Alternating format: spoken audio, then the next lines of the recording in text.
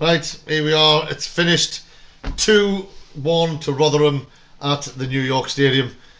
There's plenty to see, I suppose. Bad day at the office. Our away run has come to an end. We knew it was going to at some point, but I don't think any of us believed it was going to be tonight against Rotherham. Paul?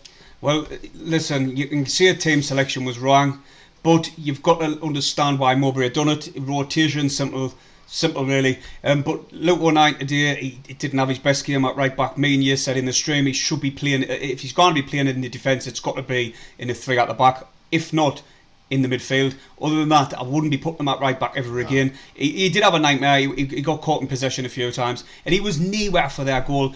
Listen, their goal as well. What was Sunderland playing at? Like, there was just knee press. They backed off and allowed Rathbone to press to get closer and closer, and then he just pulled the trigger, and it was a good strike nonetheless. But for me, like the lads, there was knee tempo, there was knee intensity with the move.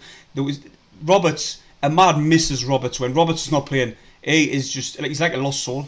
Yeah. He was just nowhere today. Listen, I know he's a talent, and on his day he can be one of the best players in the league. But for me, there he was just gone through the motions until Roberts come on. Yeah, and then he looked like he'd just come off the bench. He did. He was flying around with fast. But like Paul said, their first goal, we just stood off them.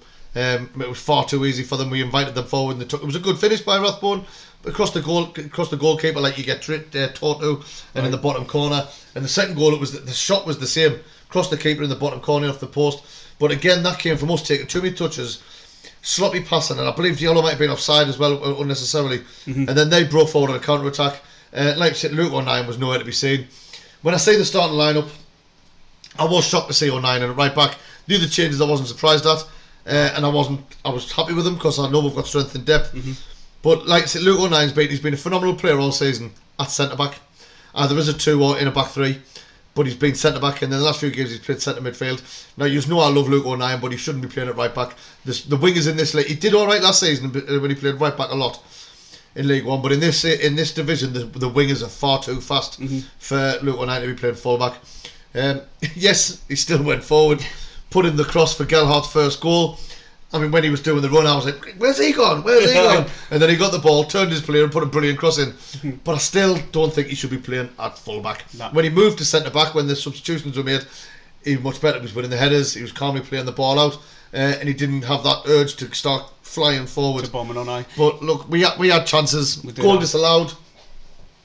It was offside though. Oh, it was offside. It was rightly offside. I'm not complaining about that. Pritchard in the first half made the keeper make a world-class save. And then from the resultant corner, Ballard just headed wide.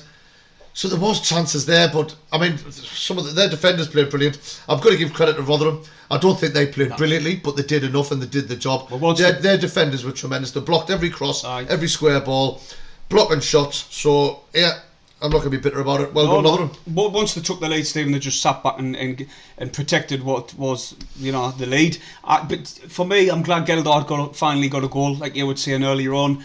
Got it from that the other one didn't stand. But the substitutes as well, we'll have to touch on Mowbray's substitutes. I was a bit shocked to say that Mitchell got took off. Yes, between Mitchell and Neil, I thought Mitchell was playing really well, and I thought Neil was having a sloppy game. I thought he was losing possession too much. His first touch was too long, so it was going to their place, and then his second touch had to be a tackle. So when he made the changes, I would have kept Mitchell on and took Neil off. But hey, in Mowbray we trust. Well, exactly. We'll move on to Coventry on Saturday. We'll be doing a live stream. Going to be a tough one. Well, for me, I think that we've got to win this one. I'm not saying it's a must. Well, you were saying during the game you were shocked to see him take Danny Bart off. Now, hopefully the only reason he's took Bart off is to rest his legs, because he's going to get ran ragged by Jacques on Saturday. But it's going to be a hard game, but like you say, Stephen, he's got to pick a totally different lineup for me. Roberts got to start. I would never ever. I was shocked. I'm not even going to lie. I was really shocked. It's all hindsight, like when you're looking back. But for me, him and Ahmad work together so well. Yeah. But like you say, a squad rotation, tired legs. He's got to do it. He has to. But like I say, 09 at right back.